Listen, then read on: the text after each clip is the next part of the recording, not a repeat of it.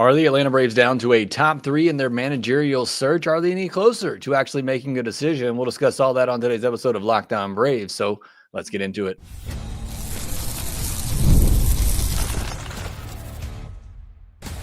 You are Locked On Braves, your daily Atlanta Braves podcast, part of the Locked On Podcast Network, your team every day. Hey, welcome back to Locked On Braves, part of Locked On Sports Atlanta, where we cover your favorite Atlanta sports teams each and every day. I'm your host, Jake Mastroianni. You can follow me on social media at shortstopball. Check out the podcast there at LockedOn_Braves on X. Get ready to submit your questions for Friday's mailbag episode if you're following us there on X. And you can follow us on Instagram as well at just Locked On Braves. And if you're already, or you haven't already, hit that subscribe button on YouTube, hit the thumbs up button, leave me a comment down below. Thank you so much for all your support there. And on the audio side, you can help out too. Just leave a 5-star review on Apple, Spotify, or wherever you get your podcast. It all helps grow this community here of Locked On Braves and all my everydayers out there. I appreciate you so much. Everybody that just comes in on the YouTubes to hit the thumbs up button or leave a comment for the algorithms. I really do appreciate it. And those who come in just to genuinely give some good feedback on the podcast, I appreciate that as well. Today's episode, we're going to get back into a little bit of managerial talk as there's been some discussion after the report from Mark Bowman, which we'll get into. We will finish looking at the pitching staff, kind of recapping 2025, looking ahead to some of these arms for 2026 and everything, all the news happening around in Major League Baseball. The Giants now have their manager in place. So we'll talk about all of that on today's episode of Locked On Braves, which is brought to you by FanDuel. Right now, new customers can bet just $5, and if your bet wins, you'll get $300 in bonus bets to use across the app. Download the FanDuel app today. So there's been some discussion on social media the past couple of days. It's been a slow couple of days overall just because you got this lull in the postseasons. Yes, the postseason's not over yet, and the World Series hasn't been played. You didn't miss it. It hasn't started yet. But there's been a big lull in the news, a lull in baseball right now. So we did get an article from Mark Bowman that got the discussion going again a little bit on the Braves managerial search. Before I get into all of that, though, I posted this on social media, but I want to reiterate it here. Nobody knows at this point. We have no idea who the Braves have even interviewed right now. We all are making assumptions and speculations based on trends and what we think and what makes sense. So I want to be very clear about that, especially as we go into the offseason and you hear people saying, I have sources telling me this, I have sources telling me that. Braves don't let anything out. Even those who cover the team and get paid to do so, like Mark Bowman, like David O'Brien, they generally don't have that good of an idea of what the Braves are doing. So just keep that in mind as you go throughout the winter and you're tracing these rabbits all throughout the social media landscape, trying to get a little piece of rumors. And it's all fun, and I enjoy it too, and it makes for good discussion. Just remember, Braves keep everything pretty close to the vest. There's a couple of people out there that I know who have some legitimate sources, but for the most part, nothing's really reliable, and we don't know. Even in Bowman's article, he says it very often that it seems like this should happen. It seemingly feels like this shouldn't happen, using that type of language where he's doing just what I'm doing here. I'm not saying I'm any better or worse. I'm just saying that we're all kind of in the same boat when it comes to trying to predict and talk about and guess and speculate what the Braves are going to do. But Mark Bowman is much closer to the situation than I am, and he generally has a good feel for these things. So a couple of things that he notes in this article. First, on David Ross and Mark DeRosa, Bowman says there's no indication that either can be considered a candidate. So again, there's no indication to Mark Bowman. So you take that with a grain of salt for what it is. The only substantial news, quote unquote news, is that they were together with Chipper Jones, Tim Hudson, and Brian Snitker at the Auburn, Georgia game. And that's really all we know of that. But D-Row went to Auburn, David Ross went to Auburn. D-Row lives in Atlanta. They're all close. But it was kind of odd timing with Snitker just stepping down, all those guys being together at a football game. So I would be surprised if they weren't at least interviewed and in the discussion. Now, whether or not since that point, Bowman's saying that they're not real candidates right now. That's another thing. But, it seems like I would assume that those guys at least got an interview. Now, the other substantial thing that Mark Bowman says is about John Gibbons. There was some thinking, again, us making educated guesses and assumptions here that after John Gibbons stepped away from the Mets, he has a relationship with Alex Anthopoulos, that maybe he would be in line to be the Rays manager. But Mark Bowman shoots that down and says a source has said Gibbons isn't a candidate to become the Braves' next manager. So whenever like I said earlier, not many people have true sources that you can trust when it comes to the Braves. But when somebody like Mark Bowman says, I have a source who told me this, and he reports it, I think you can feel pretty confident in that. So even more so than what he said on DeRosa and really anything else that he says in this, the only time he cites a source is on the John Gibson stuff. So that piece I would feel a little bit more confident in saying that John Gibbons is out of the running. I don't necessarily buy that DeRosa or that Ross and DeRosa are completely out of the running, but I would buy more into that John Gibbons is out of it. So also in this piece, Mark Bowman really gives glowing remarks for Danny Lehmann, the Dodgers bench coach. Bowman says his candidacy seemingly strengthened over the past couple of weeks. So again, using that language, seemingly, that's all speculation. That's all just his guess on all of this, is that it feels like a lot seems to be pointing towards Danny Lehmann. And I think part of that is just for the fact that the Dodgers are still in the World Series. The Braves haven't made a decision yet. Danny Lehmann is going to get some looks from teams, maybe not even just the Braves, and maybe they're having to wait around to interview him. Maybe I had this big lull in between the Championship Series and the World Series. So hopefully some of those teams at least got to interview him. Hopefully the Braves did. We haven't talked about Danny Lehmann a lot on here. He's been talked about a lot this week because of this article. He's 40 years old, so still very young. Older than me, though.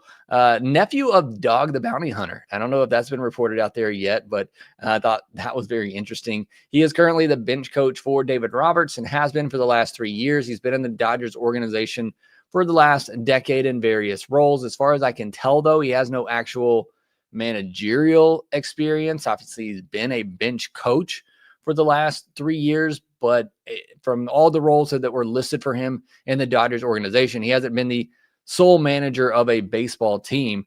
He's stepped in, filled in for David Roberts at times when, David Roberts hasn't been available. So he has some experience there, but not that true coaching experience leading a team like that. The connection is there with Alex Anthopoulos, as Lehmann would have been there when AA was there. The playing career for Danny Lehmann, an 8th round pick by the Twins in 2007 out of Rice. That used to be one of the best college baseball teams in all of the country. He is from that Houston area. He spent 7 years in the minors, mostly as a catcher. So again, a good pedigree as a catcher generally makes a good manager. He fits that. And then he also had 1 year in indie ball before giving it up and getting into coaching. Now the other candidates, that's one of them. I think the other top three, kind of what Mark Bowman was alluding to in his article, was Danny Lehmann, George Lombard, who we talked about a lot a few weeks ago. He still remains my favorite. It's his experience that he has with the Dodgers and with the Tigers, and by association with AJ Hinch, the Astros. So he's had some really good experiences and good franchises. He's an Atlanta guy, Braves guy, drafted by the Braves, played for the Braves.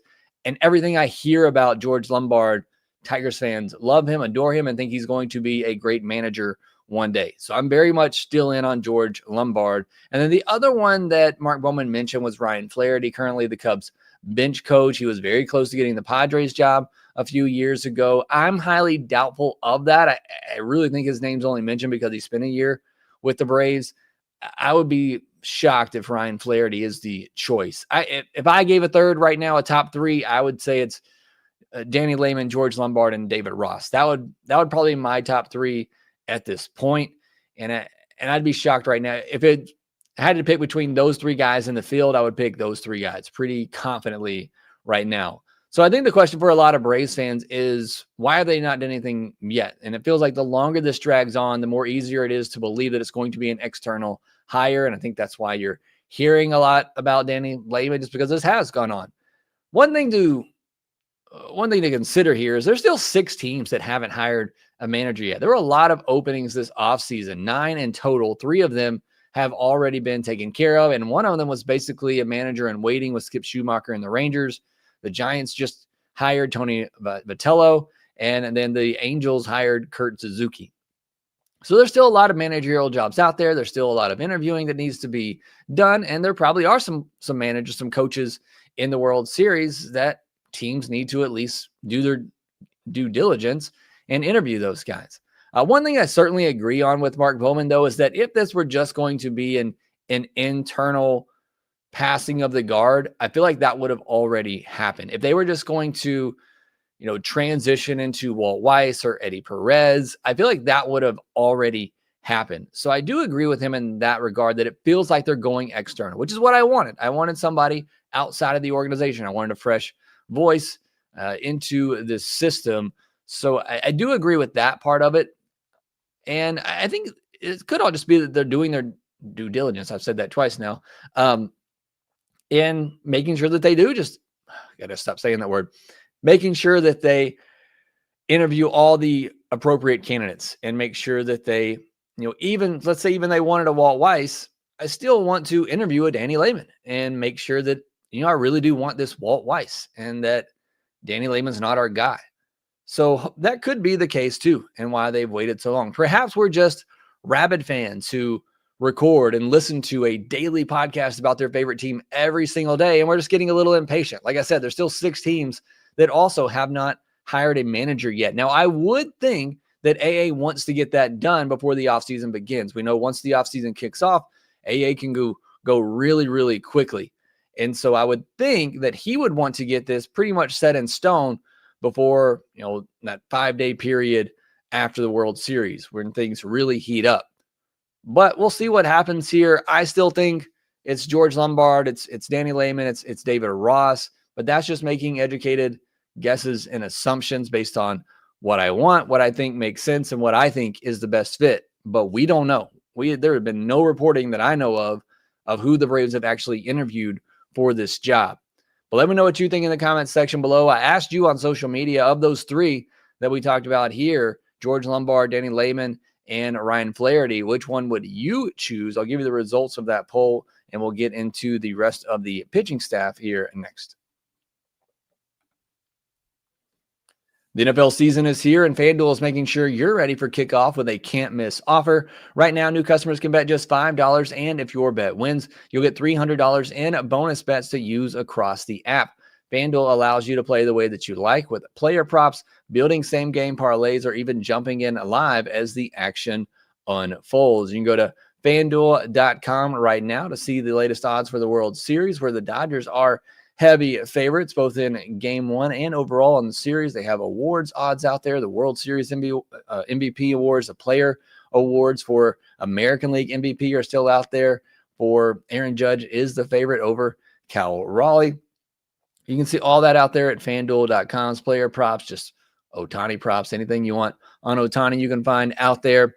Also, make sure you visit FanDuel.com/play safe for tools and resources to help you stay in control of the way that you play. Are you ready to download the FanDuel app now by visiting FanDuel.com to get started? That's FanDuel.com to place your first $5 bet. Fellas, you've probably heard of Viagra or Cialis. Maybe you've even tried them. But if you're looking for something beyond the usual pill, it's time to meet Rougiette Go Long. Because Go Long combines 2 doctor-trusted medications in one dual-action formula, so you can both get hard and go the distance. It's a game changer for confidence. The effects can last up to 36 hours, which is confidence both all day and all night, and even into the next day. Super simple process, 100% online. You connect with a board-certified doctor, and if prescribed, your treatment ships discreetly right to your door. So if you're ready to level up your confidence in the bedroom, head to Rougiette, RUGIET.com, and use promo code LOCKEDONMLB for 15% off your first order. That's Rougiette, RUGIET.com, promo code LOCKEDONMLB. Make sure to use our code so they know we sent you. Thanks as always for making Locked On Braves your first listen of each and every day. Go check out Locked On MLB for your second listen of the day. They'll get you caught up with everything happening around Major League Baseball, all the other managerial hires that are going on, and the World Series, which will eventually get underway on a Friday at night. We'll have one more podcast for you here this week. Make sure you look out for a post from LockedOn_Braves on X Friday morning. Submit your questions to that podcast to be answered on Friday afternoon's mailbag episode. If you're on Instagram too, some of you hit me up on there, say you're not on X. You can send me questions there too, and I'll try to make sure to include those on the show. And then next week, we're really going to turn up our offseason coverage. I'm going to tell you what I think the Braves should do this offseason. We'll take a look at all the biggest needs and some of the best targets who are out there. So next week, you've been waiting for it. We're really going to pick up our offseason coverage. But before we do that, I did want to do one more last player recap, player preview from this past season. But before I even get into that, I asked you on social media if your three choices for managers were Danny Lehmann, George Lombard, and Ryan Flaherty, which one would you choose? Got over 160 votes on this so far, and it's overwhelmingly George Lombard at 57.4% and Danny Lehmann at 37.7%. I wonder if I'd have put David Ross on there instead of Ryan Flaherty, if that might have evened some things out a bit. But a lot of people still really on the George Lombard train, despite the heat. I think that's the right way to say that. That Danny Lehmann has gotten this week. So interesting to get your results from that. I wanted to take a look back at the pitching staff from this past season. We covered some of the pitchers in particular, Spencer Strider, Chris Sale, Swellenbach. But I want to do one last look back at the entire pitching staff and give my thoughts on some of these guys as we go into the offseason and what we could expect from them in 2026. Let's start with Hurston Waldrep. Pitched in 10 games last year, made 9 starts, was 6-1, had a 2.88 ERA, a 1.19 WHIP, 56 and a third innings, just a 2.22 average against 55 strikeouts. I mean, what a turnaround for Hurston Waldrep. I know I've said it a lot already this season, but this guy in the month of April in the minor leagues looked completely lost. And I'm here on our minors spotlight segment saying you just need to move him to a reliever. Try something. It's not working as a starter. He makes a slight mechanical adjustment and still takes him a while after that. But once he catches on, he just completely takes off. Then he comes up to the big leagues and just gets even better. Now, this is a small sample size at the big leagues, but he was very, very good. And it's always been great stuff from Hurston Waldrep. I said it all the time when we've done our prospect rankings on here. I put Hurston Waldrep up near the top of those many seasons because I felt like his ceiling was that of a number 1 or 2 starter. So I've always very much believed that he has the potential to be great, but it just felt like, watching him struggle so much with the control in college and then watching that carry over into the professional ranks and then seeing what he did in April, I was starting to give up on Hurston Waldrep that he would ever find enough control. And it is still control over command. Even in the big leagues, it was still control over command, but the stuff is that good that you just got to throw it in the strike zone. You have to trust it in the strike zone. And he started to do that. And I think the mechanics definitely helped with that, helped that fastball stay up at the top of the zone. The splitter obviously is devastating and a pitch that he can just spam when it's on. And so very impressive stuff from Hurston Waldrep. Unfortunately for him, though, depending on what happens in this offseason, if the Braves go out and get some starting pitching like I think they should, depending on what happens with Grant Holmes and Reynaldo Lopez, there may not be a spot for him in the rotation to begin next season. Now, I think he'll make many starts next year, and I think we'll see him in the rotation at some point. But depending on how things shake out, there may not be a spot for him in the rotation. And because he has options, that's going to allow the Braves to send him back down and call him back up for when he's needed. But he is definitely that next man up now, and he proved that this year with that sustainable success that he had. As for Grant Holmes this past season, 21 games started, 115 innings, a 3.99 ERA, a 1.34 WHIP, and 123 strikeouts. He was developing into a solid mid-rotation arm, a guy that was going to go out there and give you a solid 5 or 6 innings every time out. And then he got injured. And we're still waiting to see, is he going to need Tommy John? Is he going to be able to just rest and recover and pitch next year? Still haven't heard any official word on that and what's going to take place, but I liked what we saw from Grant Holmes. I think he definitely proved he can be a big league starter. It is more kind of middle of the rotation type of ceiling, but certainly good enough to be a big league starter. But we'll have to see what the future holds for him. If this injury does hold him back from, whether he has to miss a year of Tommy John, does he then come back as a reliever? So a lot of questions still to be answered for Grant Holmes and his future.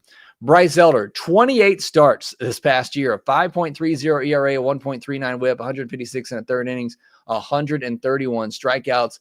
Just continues to be an absolute enigma for Atlanta Braves and Atlanta Braves fans. There's some people that love Bryce Elder, think he's a great starter. There's some people that think they need to just dump him. Look, he made the most starts for this team last year. He pitched the most innings. I think you could just say that. Any fans, asking what happened in 2025, you could just say that Bryce Elder made the most starts. He pitched the most innings for our team, and that would probably define it. Now, there's more to it than that. Obviously, the offense didn't do what they needed to. Bryce Elder is not somebody that's supposed to be leading and carrying your rotation. He did have a great stretch down the end of the season. We'll see what that means for him. I believe he's going to be out of options next year. So the Braves either have to carry him on the roster or potentially trade him this offseason. I think he's a very likely candidate to get traded this offseason in a smaller type of deal, but a team that's just needing starting pitching, I think Bryce Elder could be on the move. So that'll be something to watch this offseason. AJ Smith-Shawver, 44 in the third innings, 386 ERA, 1.42 whip. I never realized it was that high, but that comes with 21 walks in those 44 innings with 42 strikeouts. But he was starting to establish himself as a big league pitcher too. We could have potentially had a year where AJ Smith-Shawver and Hurston Waldrep both established themselves as big league starters, kind of sparking the future of this rotation. Unfortunately, though, he did get injured, likely going to miss most of next season. We'll see what happens if, he's able to come back towards the end of the year and how they utilize him. Say if he were to come back in August, do they let him get stretched out, make some starts? But if the Braves are in a postseason race, I really hope they are. Could he be a weapon out of the bullpen? That's something interesting to think about. I'm going to go through the rest of these pretty quickly here. Joey Wentz made 13 starts, the sixth most for the Braves this past year, a 4.92 ERA. Looked pretty good at first, had some flashes. I think reality kind of set in for him. And then on the relievers, Dylan Lee, 74 games, the most on the team, was brilliant in the first half, even took over the closer's role for a hot second, but then struggled down the stretch. And you just wonder, was he tiring a little bit? He had heavy usage for him in that first half. Were teams finally starting to catch up with him a little bit? Braves really need him to be the good version of Dylan Lee because he's the one real lefty that they have that they can go to, that they actually trust, because Aaron Bummer, who pitched 42 games this past year, 54 in the third innings, a 3.81 ERA, a 1.25 whip, 51 strikeouts, used mostly as a bulk inning reliever to kind of bridge the gap if a guy came out in the fifth or sixth inning. Just really strange the way that they've utilized Aaron Bummer. Now he is making significant money in 2026. Could he be attached in some sort of deal this offseason to move that money? We'll see. Pierce Johnson, 65 games, a 3.05 ERA, a 1.20 whip, 59 Ks in 59 innings. I'm really worried about Pierce Johnson. I just don't know how long you can continue to fool guys with that curveball. And I just worry about him being a true setup man in 2026 if that all finally comes crashing down. Dayswell did not have that breakout season that I was hoping for. The strikeouts weren't there. He had nearly as many walks as strikeouts at the big league level, a 1.54 whip. ERA was okay at 3.41, but it was not the season I was hoping for Dayswell Hernandez, who I thought had the potential to come in, have a big year, and maybe be in the running to be the closer in 2026. That was not the case. Dylan Dodd came on strong as a reliever. Unfortunately, not the lefty reliever you were looking for. Lefties hit 319 off him compared to righties who hit just 160. And then Tyler Kinley, maybe the find of the season for Alex Anthopoulos, a 5-0 record with the Braves in 24 games, a 0.72 ERA, 0.68 whip in 25 innings, 6 walks to 22 strikeouts. So a great find there for AA and a big piece potentially of the bullpen next season. All right, next we'll get into the news from around Major League Baseball, a big award for Matt Olson. We'll get into all that here next. This episode is brought to you by PrizePicks. Every day we make decisions, but on PrizePicks, being right can actually get you paid. Don't miss the excitement of this football season. Got NBA as well, NHL, all of it happening right now, and PrizePicks is the place to be at. Playing PrizePicks is such a fun, simple way to add more excitement to whatever game you're watching. Just pick more or less on player projections like Josh Allen's passing yards or Saquon Barkley rushing for a touchdown, and you're in the game. Maybe you're a Hawks fan. You want to see what the turnover margin is going to be for the Hawks because it's going to be high. I can tell you that. I watched one game. It was dreadful. But whatever the case, you wanted Jalen Johnson, though. He looked fantastic. So whatever the point number is they have for him, take more on that one because he looked really good in that opener. Unfortunately, that was about it for the Hawks in that one. Also, please make sure you check out prizepicks.com/help-center/responsible-gaming for resources to help you control the way that you play. Download the PrizePicks app today and use code LOCKEDONMLB to get $50 in lineups after you play your first $5 lineups. That's code LOCKEDONMLB for $50 in lineups after your first $5 lineups. PrizePicks, it's good to be right. A little bit of news around Major League Baseball. I mentioned that Tony Vitello took the Giants job. I was beginning to wonder a little bit. It kind of dragged on, so I thought maybe he was going to stay at Tennessee, but he does take the Giants job. I mentioned Kurt Suzuki gets the Angels job. It's a one-year deal along with Perry Manassian, who also is a former Braves front office man. So those two kind of tie together. They're going to try to turn the Angels around in one season. How's it going to go? Probably not well, is how I would guess. And then postseason update. As I said earlier, the postseason's still happening. It feels like it's been forever. It amazes me that baseball's played every day. And then here we are in the middle of the postseason. We're going to take a 3-4 day break in between series, but it will finally get underway on Friday night. It'll be the rookie, Trey Savage, getting the start against Blake Snell in game one of that series. Go find you a Dodgers hat or something, put it on. Let's cheer on those Blue Jays. Hopefully they can get it done. Matt Olson won the Fielding Bible Award at first base this past year for the best defensive first baseman in all of baseball. Definitely deserved there, as he's likely going to be taking away some more hardware this offseason. He and Austin Riley are Silver Slugger finalists. I think that's just how bad third base was this year. So it was quite surprising to see Austin Riley on that list, but definitely think Matt Olson is deserving of winning a Silver Slugger. He was the best first baseman easily in the National League and possibly overall as well, along with Vladimir Guerrero Jr. of those World Series Blue Jays. PJ's Brave says Drake got hosed by some groups Rookie of the Year. But I don't know if he got hosed on that yet, but Drake should have been a Silver Slugger finalist. I don't know that he should have won it. Will Smith's probably the choice there, although he only played in 110 games. AJ Evans says, give the gold glove to Nick Allen, you cowards. I'm definitely glad he was a finalist. He deserved that. I do think Mason Wynn is going to win. Mason Wynn's going to win that gold glove award at shortstop.